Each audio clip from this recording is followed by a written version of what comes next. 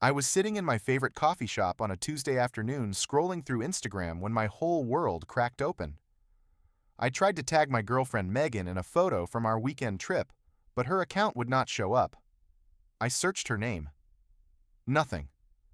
I checked through my browser and there she was, her profile still active. But I had been blocked.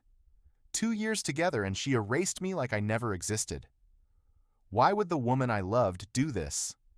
Before I tell you what happened next, let me know where you are watching from today. Drop your city in the comments below. If this story resonates with you, hit that like button and subscribe to the channel. And trust me, you will want to stick around, because what Megan said to justify this decision, and what I did in response, changed everything. Let me take you back to where it all began. I met Megan 2 years ago at an outdoor concert in Zilker Park. It was one of those perfect Austin evenings, the kind where the sky turns orange and pink, and the music feels like it is wrapping around you. She was standing near the food trucks, laughing at something her friend said, and I remember thinking she had the most genuine smile I had ever seen. No filters, no pretense, just a woman enjoying a beautiful night. We started talking and the conversation flowed so easily that we ended up missing half the concert. She worked at a small boutique downtown selling handmade jewelry and vintage clothes. She loved her job, loved the customers, loved the simple rhythm of her days. I was a software engineer at a tech company spending most of my time staring at code. She was a breath of fresh air in my structured life. Those first few months were everything I had ever wanted. We would cook dinner together in my apartment, take long walks around Lady Bird Lake, spend lazy Sundays reading books on my balcony. She was curious about my work, even when I rambled about algorithms and debugging. I was fascinated by her creativity, the way she could turn a plain outfit into something special, with just a scarf or a vintage brooch. After about a year of dating, Megan moved into my apartment. It made sense. She was spending most nights there anyway, and I loved having her around. We divided things naturally. I covered the rent, the utilities, the groceries. She contributed by cooking meals, decorating the space, making our apartment feel like a home, instead of just a place where I slept between work shifts. It felt balanced. It felt right. To make things easier for her, I added Megan to a secondary bank account and gave her a credit card linked to it. I wanted her to feel like a partner, not a dependent. If she needed something, she should not have to ask me for money. That felt demeaning to both of us. So I set up the account with enough funds for her to cover daily expenses, and I trusted her completely. About 8 months before everything fell apart, Megan came home one evening and told me she had quit her job at the boutique. She wanted to become a content creator, an influencer. She had been watching other women build huge followings on Instagram and YouTube, and she believed she could do the same. She had ideas for fashion content, lifestyle videos, product reviews. She was excited in a way I had not seen before. I supported her. I genuinely did. I knew that building an online presence took time and investment, and I was willing to give her both. If this was her dream, I wanted to help her chase it. What kind of partner would I be if I demanded she stay in a job that no longer fulfilled her? But things started changing slowly. Megan began spending more money on clothes, not for herself, but for content. She needed the right outfits for photos. Then she needed better makeup, higher quality products that would look good on camera. Then she needed props, backgrounds, ring lights, a new phone with a better camera. The credit card bills started creeping up. $300 a month became $500. $500 became $800. $800 became over $1,000. I noticed, but I did not say much at first. I told myself it was an investment. She was building something. These expenses would pay off eventually. Around the same time, Megan stopped wanting to take photos with me. Whenever we went out to dinner or explored a new part of the city, I would suggest a picture together, and she would have a reason to decline. The lighting was not good. She had not done her makeup properly. The angle would not work for her feed. I did not think much of it at the time. She was focused on her content, and I assumed she just wanted everything to look perfect. I never imagined there was something deeper going on. Then one afternoon, my coworker Danny asked me a question that stopped me cold. We were grabbing lunch near the office talking about weekend plans when he suddenly said, "So you and Megan broke up?" I looked at him like he had grown a second head. "What are you talking about?" "We are still together." Danny seemed confused. "Oh, I just looked at her Instagram the other day. There is nothing on there that shows she has a boyfriend. I figured you guys ended things." I laughed it off and told him he must have missed something. But the comment stayed with me the rest of the day, buzzing in the back of my mind like a fly I could not swat away. That evening I came home to find Megan doing a live stream in our bedroom. She was selling some kind of skincare product, her voice bright and cheerful as she talked to her viewers. I sat down on the couch and opened Instagram on my phone. I scrolled through her entire feed. Every single photo was of her alone. Solo shots in beautiful locations, flat lays of coffee and pastries outfit pictures in full-length mirrors. Not a single image of us together. Not even from our trip to Big Bend National Park the month before, where we had taken dozens of photos as a couple. I tried to convince myself it was just her aesthetic. Maybe she wanted to keep her relationship private. Maybe she was separating her personal life from her public persona. Some influencers did that right, but something did not sit right. Over the following weeks, I started paying closer attention to things I had previously ignored. Little details that had seemed insignificant now formed a pattern I could not unsee. Megan started receiving phone calls that she would take outside the apartment. She would glance at her screen, mutter something about a brand deal or a potential sponsor, and then step out onto the balcony or into the hallway. These calls happened several times a week, sometimes lasting half an hour or more. When I asked about them, she was vague. Just business stuff, negotiations, boring things I would not understand. But her account only had about 3,000 followers at the time. What brands were lining up to work with someone with 3,000 followers? The spending got worse, too. One afternoon, Megan came home with a Gucci handbag. $1,200. When I asked about it, she explained that she needed it for a photo shoot. One photo. $1,200 for one photo. She said it was an investment in her brand that followers could spot cheap bags from a mile away. She needed to look successful to become successful. Then she started booking tables at expensive restaurants, not to eat, but to photograph. She would order the most photogenic items on the menu, take 100 pictures from different angles, eat maybe 3 bites, and then ask for the check. I paid for all of these meals, of course. $300 here, $200 there. Dinners that became content instead of memories. She also hired a photographer. $300 per session. A guy named Brad who followed her around the city taking pictures while she posed in carefully chosen locations. She said professional photos would help her stand out from other influencers who just use their phone cameras. One evening I tried to gently bring up the subject of spending. I was not angry. I was not accusatory. I just mentioned that the credit card bills had been higher than usual, and maybe we should create a budget for her content expenses. Megan exploded. She accused me of not believing in her, of trying to sabotage her dreams, of being jealous of her potential success. She said I did not understand what it took to build a brand, and that if I really loved her, I would support her without questioning every purchase. I backed down. I always back down. Because I did love her, and I did not want to be the kind of partner who held her back. A few weeks later, Megan invited me to her friend Chloe's birthday party. It was being held at a rooftop bar downtown, and Megan seemed excited about it. She told me it would be fun, that I could meet some of her new friends from the content creator community. When we arrived, the rooftop was decorated with balloons and string lights.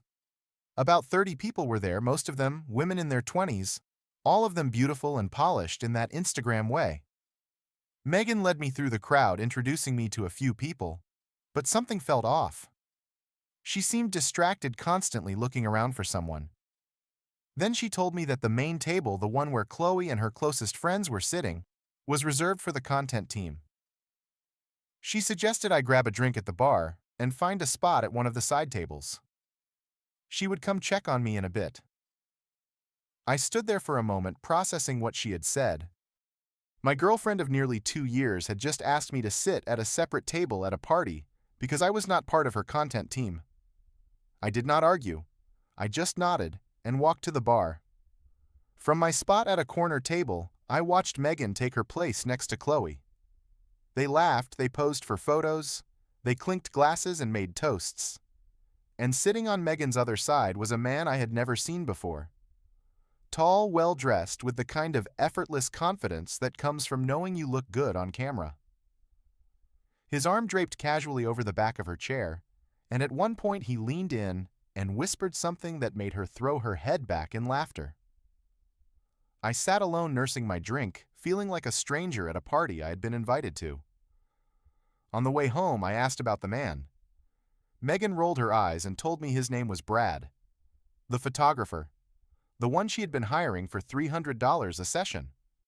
She said he was just friendly, that photographers and models always had that kind of rapport.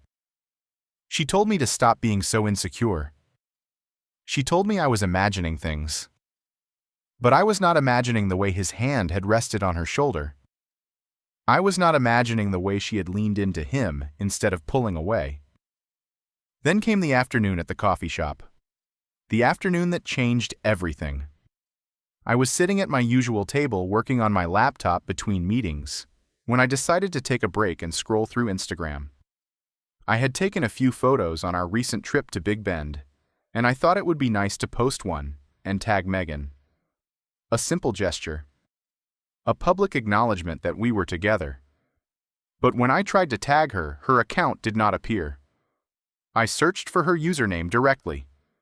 Nothing. Account not found. My heart started beating faster.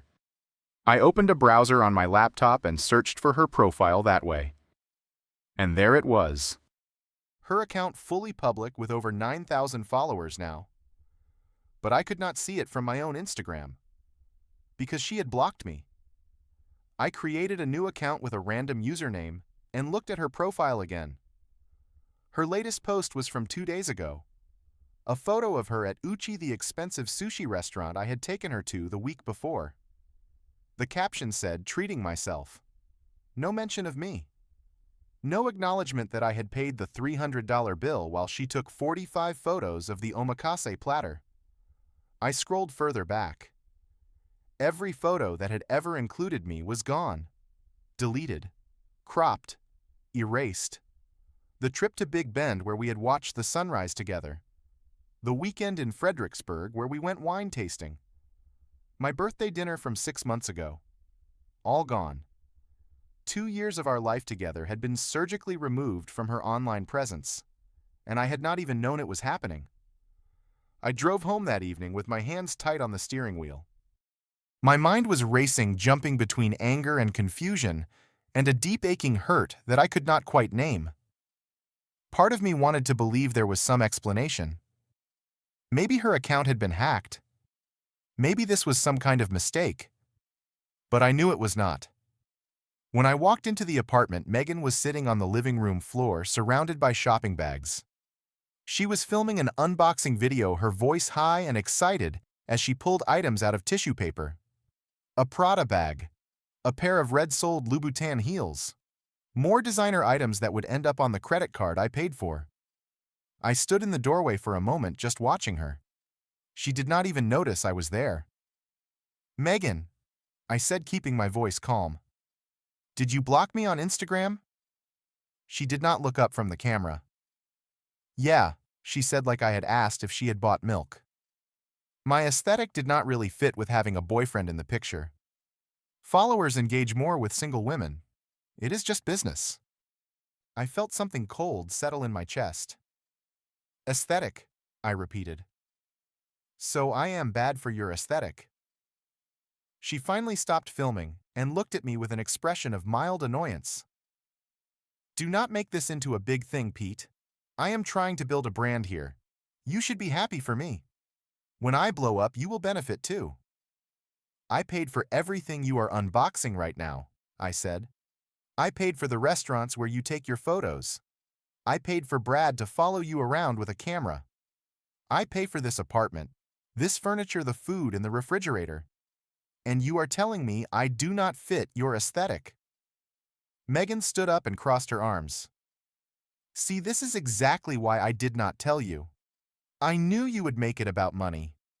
You always do. How else am I supposed to take it? You erased me from your life like I do not exist. But you are perfectly happy to keep spending my money. You are just a software engineer, she said, her voice turning sharp. You do not understand my world. You do not understand what it takes to make it as an influencer. If you really loved me, you would support me instead of trying to hold me back. I stared at her for a long moment, trying to find some trace of the woman I had fallen in love with in Zilker Park. The woman with the genuine smile. The woman who did not need filters or designer bags to feel good about herself. But she was gone. Maybe she had never existed at all. I did not say anything else. I just turned and walked into the bedroom, closing the door behind me. That night I could not sleep. I lay in bed staring at the ceiling while Megan snored softly beside me, and I added up the numbers in my head.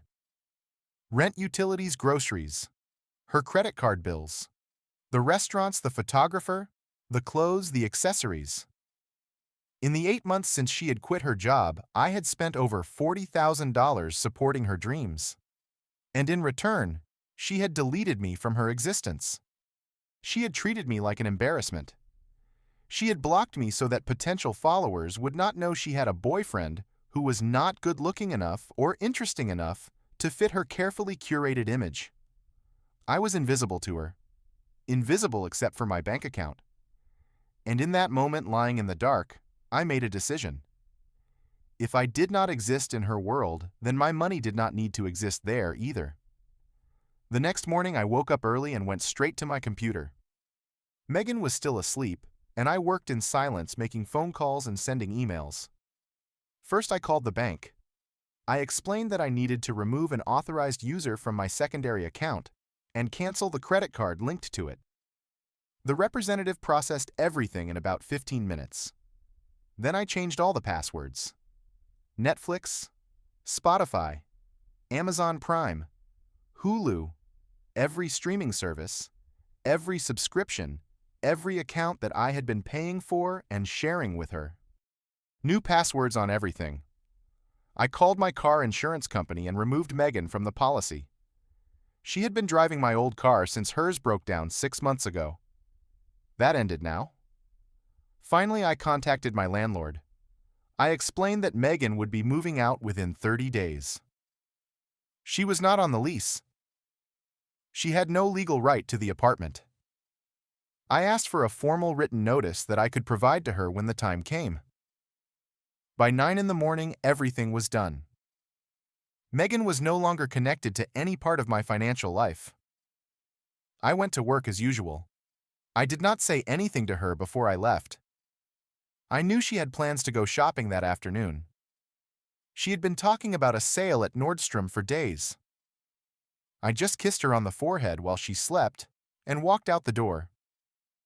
Around 2 in the afternoon, my phone rang. Megan's name flashed on the screen. I answered. The screaming started immediately. My card got declined. I am standing in the middle of Nordstrom and my card got declined. Everyone is staring at me like I am some kind of criminal. What did you do? I leaned back in my chair, keeping my voice perfectly calm. Oh, that. I just made some adjustments to my financial aesthetic. There was a pause. Then more screaming. What? What does that even mean? Are you insane? You deleted me from your Instagram because I did not fit your aesthetic, I said. So I deleted you from my bank account because you did not fit mine. Seems fair to me. Pete, I swear to God I will unblock you right now. I will put all the pictures back.